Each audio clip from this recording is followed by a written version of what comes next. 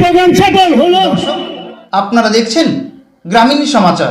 রাজনৈতিক পালাবদলের ছবি ধরা পড়ল চা বলয়ে। জলপাইগুড়ি জেলা এসসি ওবিসি সেলের উদ্যোগে বিভিন্ন রাজনৈতিক দল ছেড়ে 15টি পরিবার তৃণমূল কংগ্রেসে যোগ দিল। এদিন জলপাইগুড়ি জেলার নাগরাকাটায় আয়োজিত একটি জনসভার মধ্য দিয়ে তৃণমূল নেতা কৃষ্ণ দাসের উপস্থিতিতে ওই পরিবারগুলি তৃণমূল কংগ্রেসে যোগদান করেন।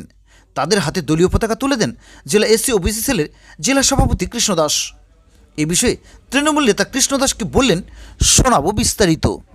বন্দে মাতরম, বন্দে মাতরম। তৃণমূল কংগ্রেস জিন্দাবাদ, জিন্দাবাদ, জিন্দাবাদ। তৃণমূল কংগ্রেস জিন্দাবাদ, জিন্দাবাদ, জিন্দাবাদ। মমতা ব্যানার্জি জিন্দাবাদ, জিন্দাবাদ, জিন্দাবাদ। মমতা ব্যানার্জি জিন্দাবাদ, জিন্দাবাদ, জিন্দাবাদ। অভিষেক ব্যানার্জি জিন্দাবাদ, জিন্দাবাদ, জিন্দাবাদ। অভিষেক ব্যানার্জি জিন্দাবাদ। কৃষ্ণদাস, পশ্চিমবঙ্গে মন্দির ভার্সেস মন্দিরের রাজনীতি চলছে, কি বলবেন? হ্যাঁ, পশ্চিমবঙ্গে মন্দির ভার্সেস মন্দিরের রাজনীতি চলছে, কি বলবেন? মন্দির মসজিদ বলো। ঘটনা হচ্ছে যে রাজনীতি করতেছে মানুষের জন্য, রাজনীতিটা হচ্ছে টোটালি মানুষের জন্য। আমরা ধর্মকে অবশ্যই মান্যতা দিব, ধর্মকে আমাদের প্রত্যেকেই শ্রদ্ধা করতে হবে। ধর্ম কথাটার মানেই হচ্ছে শান্তি, ধর্ম কথাটার মানেই হচ্ছে ন্যায়, ধর্ম কথাটার মানেই হচ্ছে বাস্তব। এটাকে আমরা অবশ্যই দেখবো যে আমরা ধর্মকে ধর্মের চোখে দেখবো, ধর্মকে অধর্মের চোখে দেখবো। যে ধর্ম মানুষকে ঐক্যবদ্ধ করতে পারে না, যে ধর্ম মানুষকে শান্তি দিতে পারে না, যে ধর্ম মানুষের মধ্যে বিচ্ছেদ করে, সেই ধর্মকে আমরা কোনোদিনও মানি না, সেই ধর্মকে আমরা কোনোদিনও সেইভাবে মর্যাদা আমরা দিতে চাই না। দাদা, আজকে এসআইআর এর প্রোগ্রামে এসেছেন। এই প্রোগ্রামে দেখা যাচ্ছে সবথেকে এসআইআর সাধারণ মানুষকে যেভাবে হেনস্থা করা হচ্ছে, যাদের 2002 সালে ভোটার লিস্টে নাম রয়েছে তাদেরকেও হেনস্থা করা হচ্ছে, কি বলবেন এই প্রসঙ্গে? আসল হচ্ছে বিজেপির যেখানে উন্নয়ন নাই, বিজেপির যেখানে কোনো কর্ম নাই, বিজেপির যেখানে কোনো পরিকল্পনা নাই, তখন তারা একটাই পরিকল্পনা নিয়ে আসে যে কি করে লোককে ভোটার তালিকা থেকে বাদ দিয়ে তারা কি করে চেয়ারে আসে, গদিতে আসে, সেই পরিকল্পনা করছে। কারণ রাজনীতির যে বিষয়টা সেটা হচ্ছে মানুষের উন্নয়ন করা, শান্তি বজায় রাখা এবং মানুষের মধ্যে যাতে ঐক্য থাকে, সেইভাবে যারা বেশি করতে পারবে তারাই সেই দল জয়যুক্ত হবে। কারণ মানুষ, প্রত্যেকটা সম্প্রদায়ের মানুষ, প্রত্যেকটা ধর্মের মানুষ চায় যে শান্তি, এবং প্রত্যেকটা ধর্মের বাণী হচ্ছে শান্তি।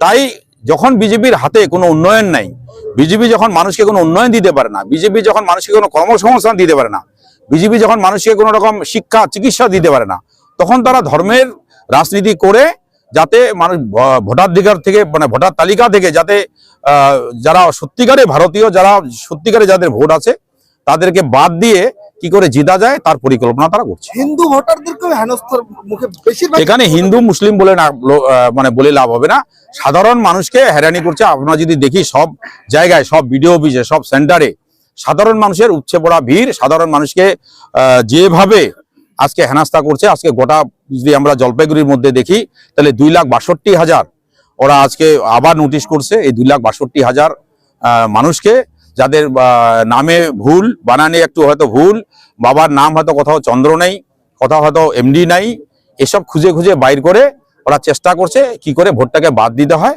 কিন্তু সংবিধানের পরিষ্কারভাবে উল্লেখ আছে যে এইভাবে নির্বাচন কমিশন কারো ভোটার অধিকার এইভাবে মানে নষ্ট করতে পারে না, খর্ব করতে পারে না।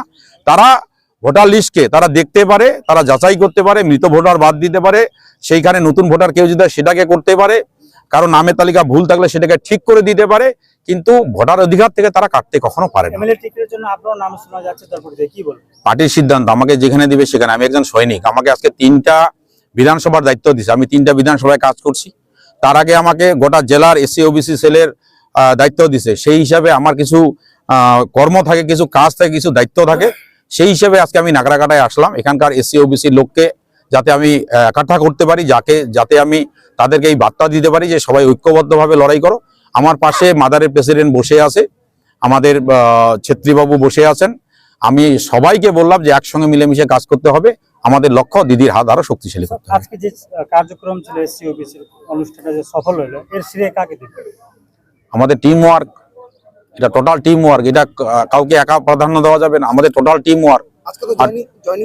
হ্যাঁ, জয়নিংও হলো, এটা আরো একটা পজিটিভ আমাদের, যে লোক আজকে আমাদের কথা শুনে, পার্টির কথা শুনে, এবং আমাদের এখানকার নেতৃত্বর প্রত্যেকে যেভাবে একজোট হয়েছে, এই একতা দেখে লোক আমাদের দলে আরো আসতেছে, আরো জয়েন করবে, আজকে জয়েন করলো, আরো জয়েন করবে। আমরা আশা রাখছি যে সামনে বিধানসভা আমরা এখানে জয়লাভ করবো। কতজন জয়েন করবে? আজকে জয়েনের পরিবারটা প্রায় 15টা পরিবার জয়েন করবো। Thank you.